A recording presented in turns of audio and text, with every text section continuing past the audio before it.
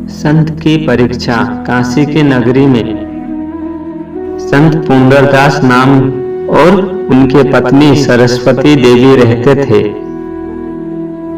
एक दिन काशी की नगरी के राजा श्री कृष्ण देव राय ने जब राजगुरु व्यासराय के मुख से संत पुंडरदास के सादगी भरे जीवन और निर्लोभिता की प्रशंसा सुनी तो उन्होंने एक दिन संत की परीक्षा लेने की ठान ली।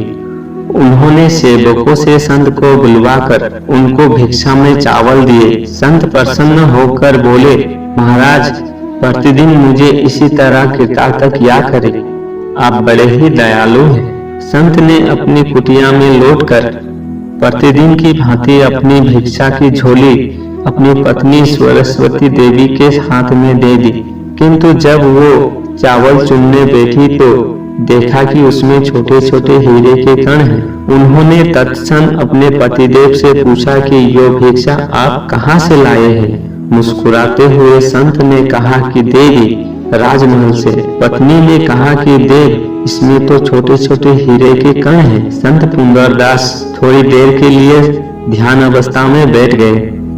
ध्यान से उठने के बाद उन्होंने कहा कि देवी, घर के पीछे जो कूड़े का दान है उसमें इन हीरों को फेंक दो। सरस्वती देवी ने ऐसा ही किया। अगले दिन जब संत पुंडरदास भिक्षा लेने राजमहल पहुंचे तो सम्राट को उनके मुख पर हीरों की आभा दिखी और उन्होंने फिर से झोली में चावल के साथ साथ हीरे के कण डाल दिए। ऐसा क्रम एक सप्ताह तक चलता रहा। सप्ताह के अंत में राजा ने राजगुरु व्यासराय जी से कहा कि हे गुरुदेव, आप तो कहते थे संत पुंडरदास जैसा बैरागी और ज्ञानवान दूसरा कोई नहीं है, मगर मुझे तो वे लोभी जान पड़ते हैं। यदि आपको विश्वास ना हो तो उनकी कुटिया पर चलिए और सच्चाई अपनी आंखों से प्रत्यक्ष रूप में देख लीजिए। वे दोनों जब संत की कुटिया पर पहुंचे तो देखा कि लिपे पुते आंगन में तुलसी के पौधे के समीप सरस्वती देवी चावल को चुन रही है। राजा कृष्ण देव राय ने कहा, बहन, क्या आप चावल चुन रही हो? सरस्वती देवी ने कहा कि हाँ भाई, क्या करूं? कोई गृहस्थ जो जब भी भिक्षा देता है तो उसमें ये कंकड़ पत्थर डाल देता है, इसलिए मुझे बार बार इन्हें चुनना पड़ रहा है। मेरे पतिदेव कहते हैं कि भिक्षा देने वाले का मन ना दुखे, इसलिए प्रसन्न मन से प्रतिदिन भिक्षा ले लेता हूँ। वैसे इन कंकड़ पत्थरों को चुनने में मुझे बड़ा समय लगता है।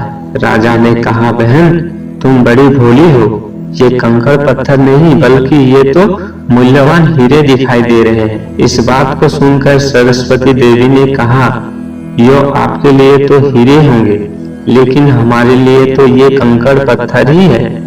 हमने जब तक धन के आधार पर जीवन व्यतीत किया तब तक हमारी दृष्टि में ये हीरे थे, पर जब से हम लोगों ने परमपिता परमात्मा के पावन नाम का आधार लिया है और धन का आधार छोड़ दिया है, तब से ये हीरे हमारे लिए कंकड़ पत्थर के समान ही है।